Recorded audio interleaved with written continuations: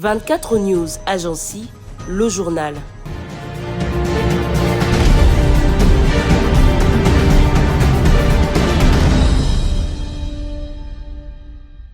Selon la rébellion, parmi les 15 personnes libérées par les autorités congolaises figure Célestin Ngoma, cadre du parti lumumbiste unifié.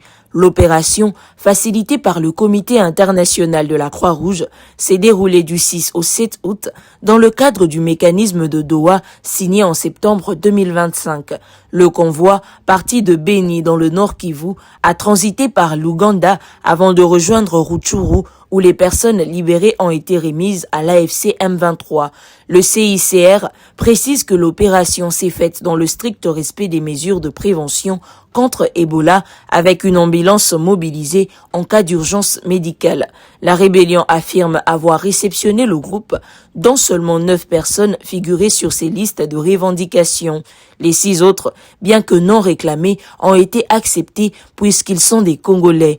Tous ont été placés en isolement en raison de leur provenance de Beni où l'épidémie d'Ebola reste active. Le CICR rappelle qu'il agit uniquement comme intermédiaire neutre à la demande des parties pour assurer le transport et la remise en toute sécurité des personnes libérées dans le cadre du processus de Doha. La Haute Cour militaire a poursuivi jeudi 6 août l'examen du procès impliquant les généraux Christian Chiwewe, John Numbi et plusieurs autres officiers supérieurs des FARDC, ainsi que Pascal Niembo, ancien directeur du CEEC. Ces prévenus sont poursuivis pour des faits graves tels que complot, trahison, apologie du terrorisme et détention illégale d'armes. L'audience a été consacrée à la présentation des mémoires de la défense.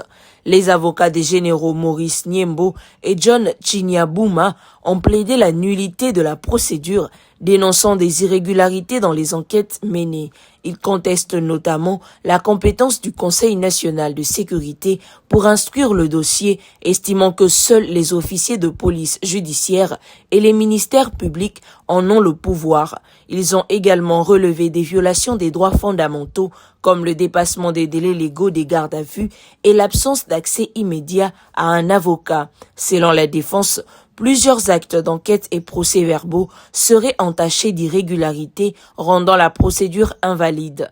Les avocats ont dénoncé des arrestations arbitraires et des détentions illégales qu'ils attribuent aux agents du Conseil national de cyberdéfense. Ils ont demandé la mise en liberté conditionnelle de leurs clients, estimant que leurs droits constitutionnels ont été bafoués. Le cadre des concertations des forces politiques et sociales a réagi au transfert d'Aubin Minakou et d'Emmanuel Ramazani Chadari devant l'auditorat militaire général après plus de 200 jours de détention au secret. L'organisation déplore que ces deux cadres du PPRD, civils de leur État, ne soient pas traduits devant leur juge naturel et considère cette présentation tardive comme une prolongation du vice de procédure. Dans sa déclaration du 7 août, le cadre de concertation souligne que cette évolution ne constitue pas une réparation et ne saurait effacer plus de 6 mois de privation de liberté en violation des lois nationales et des engagements internationaux de la RDC. L'organisation insiste sur le caractère arbitraire de la procédure engagée avec un retard jugé injustifiable. Selon le cadre de concertation, certains hauts responsables de l'État ont même tenté de défendre publiquement ces dérives, leur donnant une apparence de légalité. Face à cette situation, l'organisation exige la liberté immédiate et sans condition d'Aubin Minakou, d'Emmanuel Chadari et de toutes les personnes détenues arbitrairement. Leur arrestation, intervenue entre décembre 2025 et janvier 2026, avait été menée par des hommes armés, certains en uniforme, d'autres en civil, dans des circonstances restées opaques. En République démocratique du Congo, Augustin Kabouya refuse que l'Union pour la démocratie et le progrès social, l'UDPS, soit seule tenue responsable du bilan du pouvoir.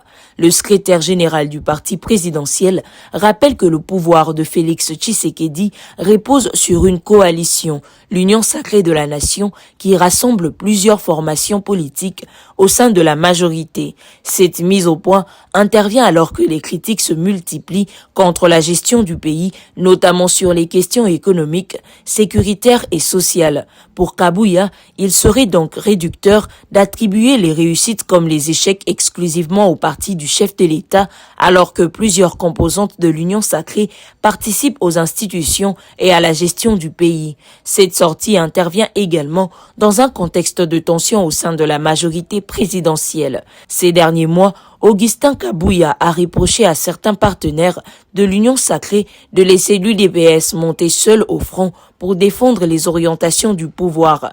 Des divergences sont notamment apparues autour de la réforme constitutionnelle et de la conduite de la plateforme présidentielle.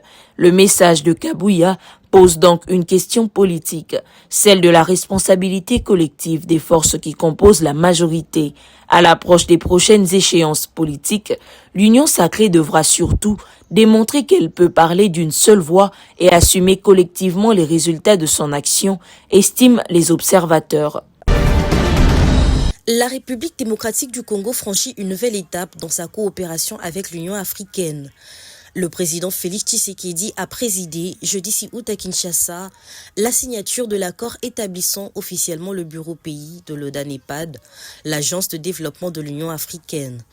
L'accord a été signé par le ministre du Commerce extérieur, Julien Paluku Kahongya, au nom du gouvernement congolais et la secrétaire exécutive de l'ODANEPAD, Nardos Bekele Thomas.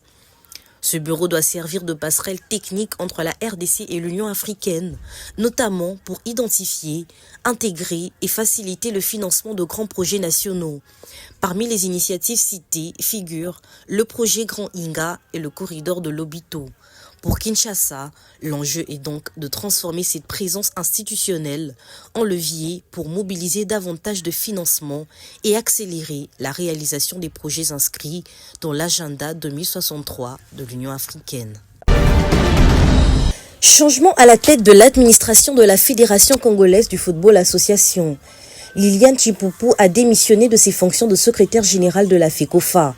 Son départ est intervenu à l'issue d'une réunion du comité exécutif de la fédération tenue vendredi 7 août sous la présidence de Véron Mosengo Omba.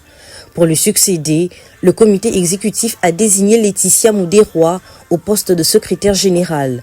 Elle prend ainsi les commandes de l'administration fédérale dans un contexte marqué par plusieurs dossiers importants pour le football congolais. Cette nomination marque l'arrivée d'une nouvelle responsable à un poste stratégique de la FECOFA, chargé notamment d'assurer le fonctionnement administratif et la mise en œuvre des décisions de l'instance dirigeante.